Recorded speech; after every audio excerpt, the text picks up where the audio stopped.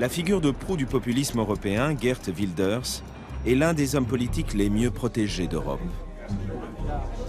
À la différence de Beppe Grillo ou de Marine Le Pen, il fait partie intégrante de l'establishment politique de son pays. Dans une salle du Parlement, il vient annoncer qu'il a accepté de s'allier avec le Front National.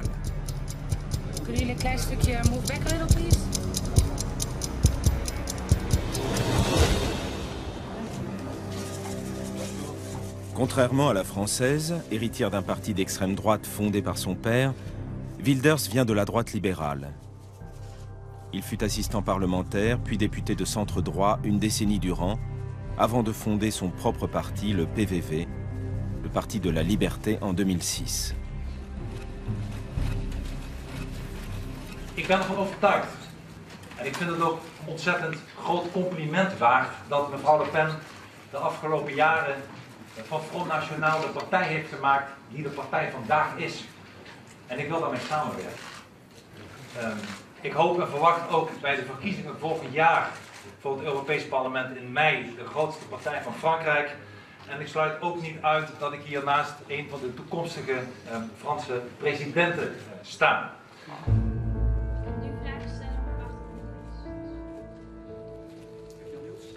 Ce compliment vient d'un homme connu ici pour ses prises de position en faveur des homosexuels, mais aussi de la liberté d'expression, de la laïcité ou du droit à l'avortement.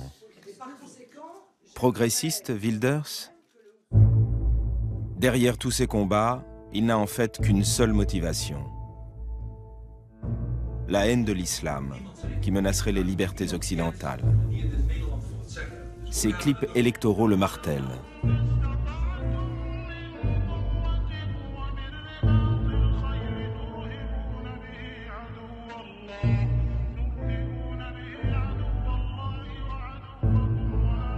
L'intolérance au nom de la tolérance.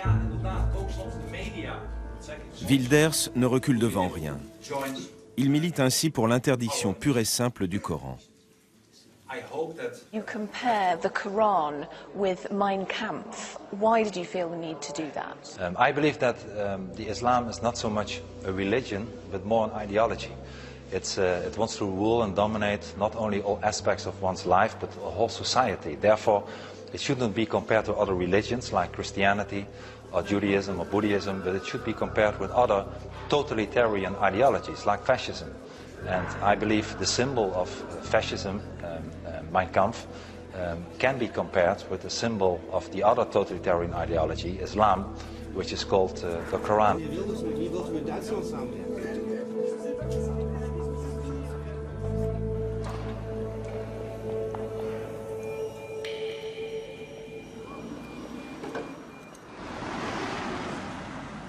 On pourrait penser que de tels propos auraient fait de lui un homme politique marginal.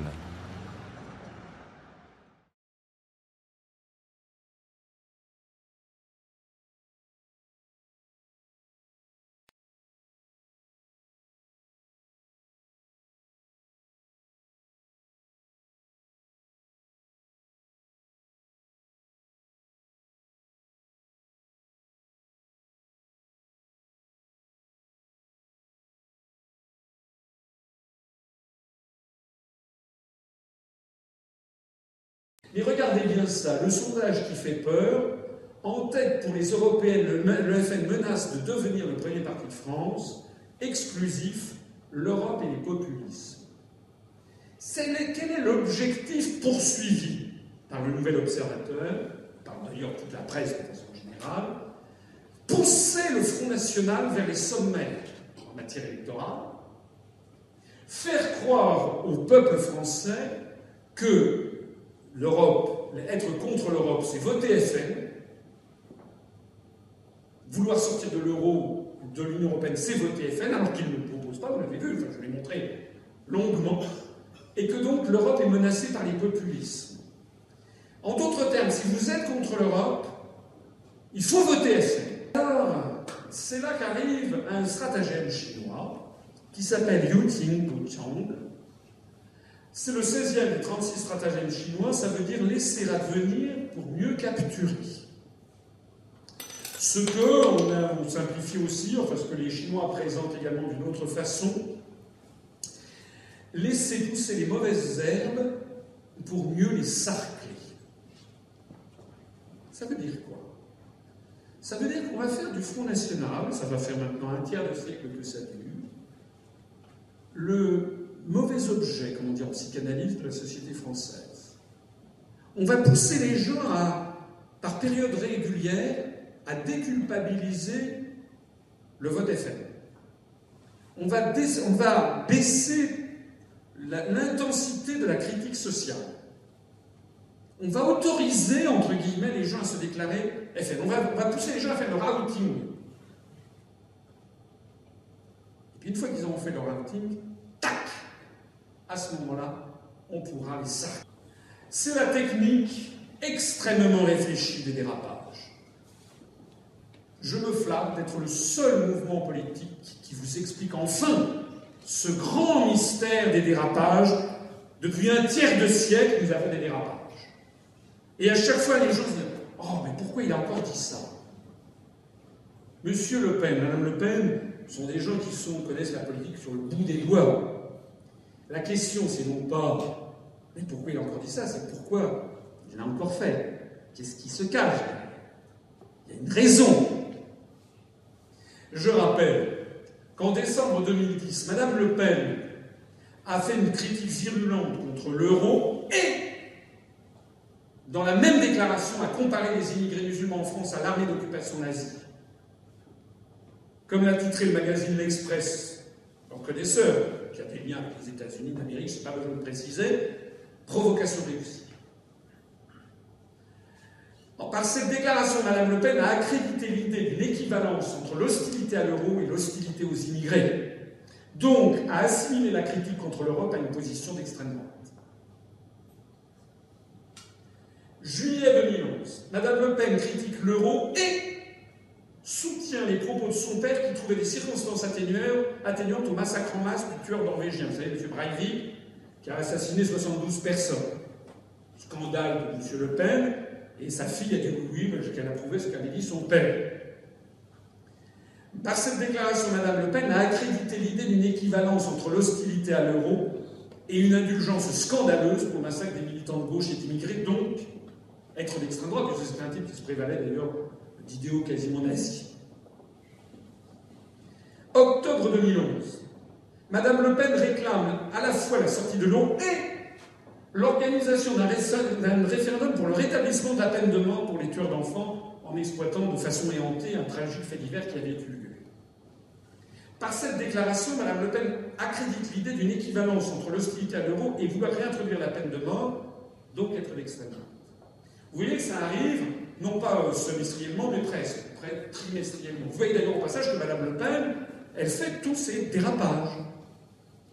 Tout autant que le père, contrairement à une légende urbaine qui dit oui, elle fait très différemment, elle fait exactement le même truc que son père. Et ça continue. 27 janvier 2012, en pleine campagne pour l'élection présidentielle, Mme Le Pen se rend à Vienne, capitale autrichienne, avec des militants néo-nazis le jour du 67e anniversaire de la libération du camp d'extermination nazi d'Auschwitz. Elle danse à Hofburg. Scandale. La ville de Vienne est en état de siège. Cette provocation néo-nazie autrichienne qui fait scandale, alors qu'elle est en pleine campagne présidentielle en France, et que Mme Le Pen avait toutes les raisons du monde pour refuser. N'importe qui parmi vous dans cette salle qui auriez été à sa place, vous appelez Le Pen, vous savez que vous avez quand même, si vous voulez vous dédiaboliser, vous avez quand même intérêt à faire attention. Un enfant de 7 ans ne l'aurait pas fait. Alors pourquoi il l'a fait? Madame Le Pen remplit ainsi de nouveau son contrat. Faire croire aux Français qu'être pour la sortie de l'euro, c'est avoir des sympathies pour le Troisième Reich et aller valser à Vienne avec des militants néo-nazis le jour du 67e anniversaire de la libération du camp d'extermination nazi d'Auschwitz. Et ça continue. 18 février 2012, en pleine campagne pour l'élection présidentielle de sa fille, donc 3 semaines après l'événement précédent, Jean-Marie Le Pen crée un nouveau scandale en lisant publiquement un poème de Robert Brasillac. Et il va récidiver sur France Inter. Robert Brasillac, vous savez, c'est un écrivain collaborationniste, antisémite, qui a été fusillé à la Libération pour collaborationnisme. La famille Le Pen remplit ainsi de nouveau son contrat. Faire croire aux Français qu'être pour la sortie de l'euro, c'est avoir des sympathies pour le Troisième Reich. Le 18 octobre, on va y revenir. 18 octobre, c'est le énième dérapage depuis la création de l'FN, c'était encore il y a quelques jours. Jean-Marie Le Pen, la crise du port en Bretagne, c'est la faute des musulmans. Le 18 octobre également, N plus unième dérapage, donc ça c'est suspension d'une candidate du FN qui avait tenu des propos racistes envers Taubira, qui avait comparé Madame Taubira, excusez-moi, à un singe. Une espèce d'histoire médiévale qui se passe dans l'Allemagne du XIIIe siècle, dans une petite ville qui s'appelle Hameln, qui a été francisée en Hamelin. Dans cette petite ville, il y a plein de rats qui ont envahi la ville. Et alors, c'est un conte, mais qui a paraît-il, un soubassement historique réel. Dans ce conte, il y a un magicien qui a une flûte, un joueur de flûte, qui a des dons supranaturels et qui est capable de charmer par le son de sa flûte un certain nombre d'objets, d'êtres vivants. Il arrive dans la ville qui est remplie par les rats, et le bourgmestre, c'est-à-dire le maire, le reçoit et lui demande s'il ne peut pas chasser les rats de la ville. Le joueur de flûte dit d'accord, mais qu'est-ce que vous me donnerez en échange? Et donc le bourgmestre lui promet une grosse somme d'argent s'il y parvient. À ce moment-là, le joueur de flûte, c'est un dessin du 19e siècle, c'était Rattenfinger von Hameln, en allemand, il commence à jouer de la flûte et donc tous les rats le suivent. Il les emmène ensuite dans un lac. Au milieu du lac, et là, ils se noient tous. Ensuite, le joueur de flûte revient voir le bourgmestre et dit « Voilà, j'ai débarrassé la ville de tous les rats. Je veux ma récompense. » Et le bourgmestre dit « Va te faire là. On ne veut plus te voir. » Le chasse à coups de pied dans les fesses. Ingratitude. Donc, le joueur de flûte s'en va. Quelques jours après, il revient dans la ville, et cette fois-ci, c'est avec les enfants qu'il va charmer. Il prend tous les jeunes enfants du village, et il va les emmener au milieu du lac, et ils vont tous mourir. Alors, il y a un soubassement historique dans cette ville d'Allemagne du Nord. Vers 1240, il y aurait eu un pont qui se serait effondré, c'est un peu comme à Avignon, et il y aurait eu donc plusieurs dizaines d'enfants qui seraient morts noyés dans le... Voilà, ça aurait été la base de ce conte, c'est un conte important dans l'histoire germanique. Alors, qu'est-ce que ça veut dire, ça? Ben, si vous avez compris ça, vous avez compris à quoi sert le Front National. Vous avez le sondage qui fait peur, l'Europe, le FN menace de devenir le premier parti de France. Pour tous les Français qui n'en peuvent plus, notamment de l'Europe, ils se disent « Ma solution, c'est ça. C'est le FN. » C'est pour ça, d'ailleurs, que le FN est médiatisé, pas nous. Il faut bien comprendre que si le FN passe constamment dans les médias, c'est bien qu'il sert le système.